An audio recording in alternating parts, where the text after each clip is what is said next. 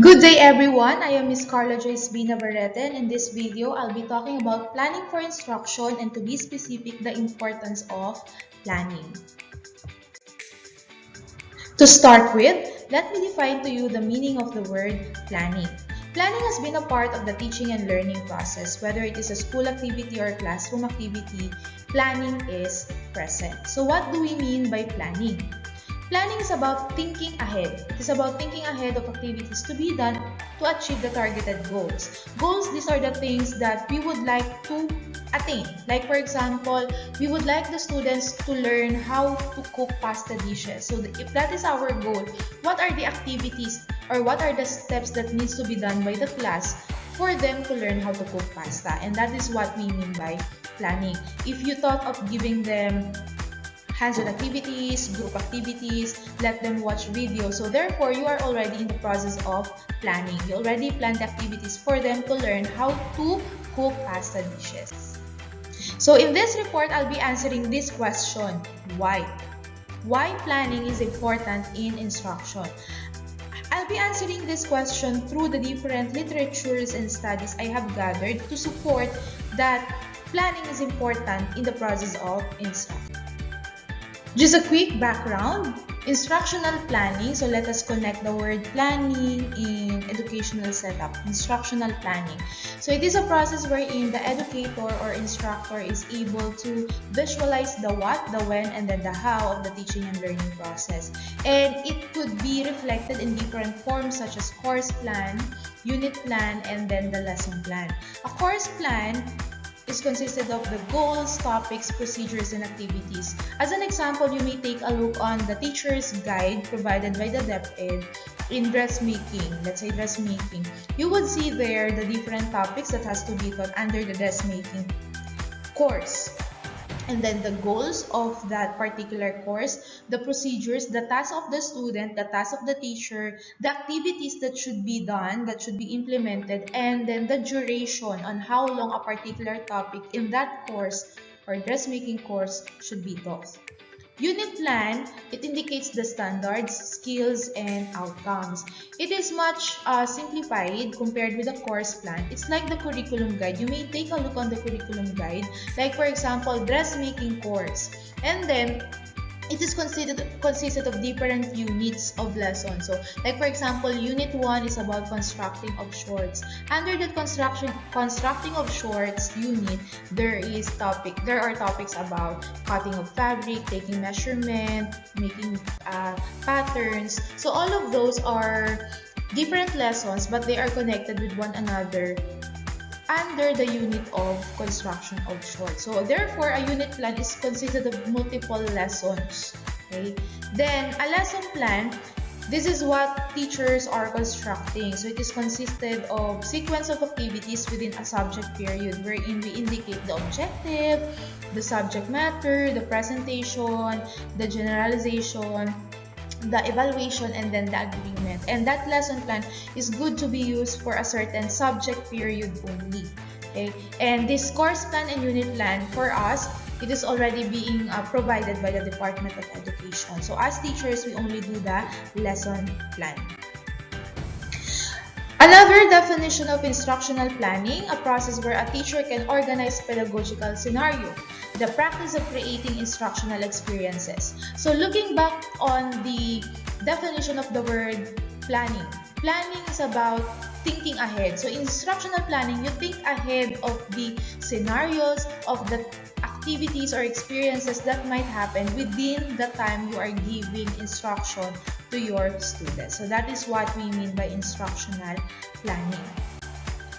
So when we do instructional planning, we are being guided by different instructional design models, and that is according to CURT 2018. So we do not just put the materials, we do not just consider about the objectives, we do not just put the subject matter because we want. It's because according to the different instructional design models, it should be considered or it should be included in your planning, that you put the materials, you consider the evaluation activities, and so on and so forth. And nowadays we have a lot of widely accepted instructional design models, and here are some of those. We have the Assure, the ADDIE, the TPACK, and then the UBD.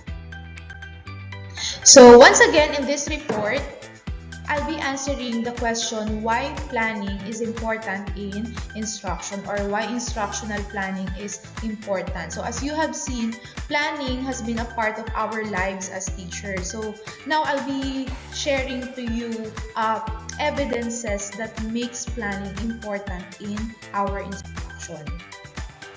Generally speaking, instructional planning is important because it gives a definite plan of action to the teacher. So if he or she is able to plan the instruction, she already knows what to do, what to teach, how to teach it, and how much time will be allotted for particular activities that she has planned off. Okay? And now, to be specific, let me share to you the different benefits of planning in the process of instruction that makes it important.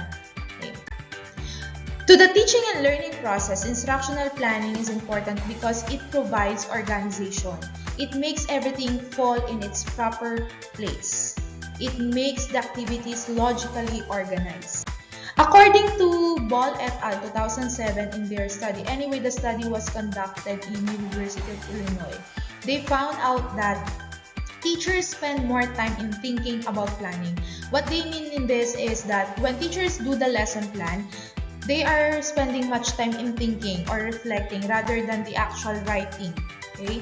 Then they also found out that teachers internalize, this is the reason why they spend more time in thinking, because they internalize the content and they plan on how it will be connected to the students. So therefore, through planning, relevant content can be pointed out and organized. If there is a vast of information relating to the subject matter, will you be teaching all of those? No. If you are carefully planning your instruction, you will be choosing which of those information is relevant. And of course, you will be able to verify if those information are correct. So smart objectives will be set, and therefore learning experiences will be organized. You already know what to teach, you already know what would happen to the students after learning this content. So ano ngayon na ibibigay mong activities sa kanila? Okay? And anong activity yung mauuna? Magdi-discuss ka ba muna o magpapa-activity ka na kaagad? Magpapaluto ka na kaagad o bago ka mag-discuss? So things like that. Another importance of instructional planning is it provides quality instruction. According to an article in the study.com entitled Instructional Planning, Quality Materials and Strategies, it mentioned there that quality instructional materials are needed for effective instruction. Materials and strategies should be aligned for quality instruction. You would only be able to achieve quality and effective instruction if there are suitable materials and suitable strategies. However, you will only be able to identify the suitable materials and suitable strategies if you have carefully planned. Okay? So therefore, through planning, suitable strategy will be selected. Media and materials will be carefully chosen. So if you are going to teach how to cook pasta, so what will be the most effective strategy to that? So if in planning, you'll be able to point it out. Instructional planning also utilizes wisely and saves time. Because according to Jones 2018, in her article, she mentioned that a teacher will be able to deliver the lessons within a given time frame through planning. So like for example, if you are only given 50 minutes to teach a particular topic to this class, how are you going to divide the 50 minutes? Diba? So you will only be able to carefully divide that one if you do planning. So through planning, time allotment for each learning activity will be observed. So mostly we only spend 5 minutes sa ating mga routine activities, 5 minutes sa motivation, we spend more time sa presentation, diba? Then, saved time can be used to give assistance to students who are having difficulties in the form of remediation.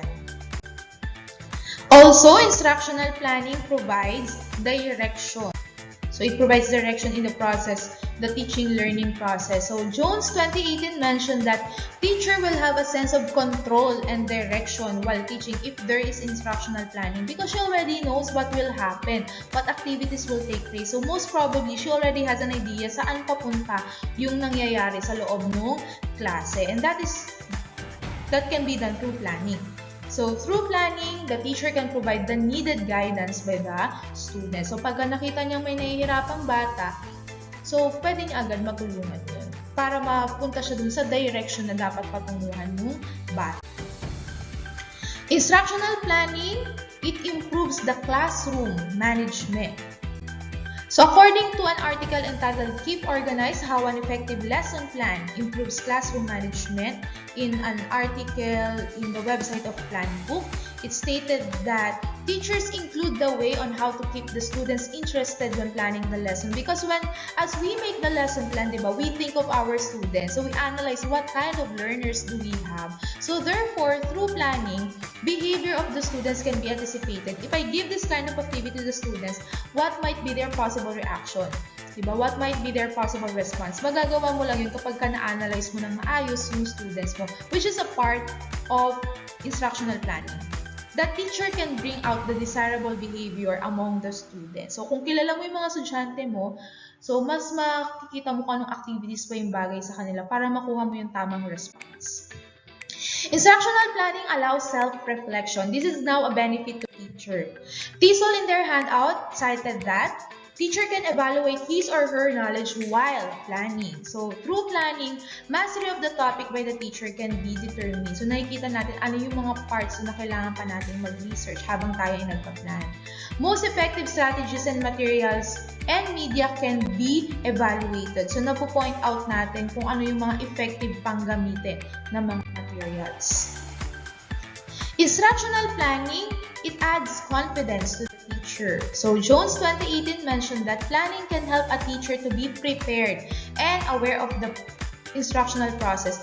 Nothing beats the confidence of the teacher who knows that he or she have prepared well for the lesson. So, through planning, learning situations are anticipated. So, alam mo na yung mga possible na mangyayari. Therefore, alam mo na kung paano siya susolusyonan. Pag nagloko yung projector, alam mo na kung paano kasi napagplanuhan mo na siya.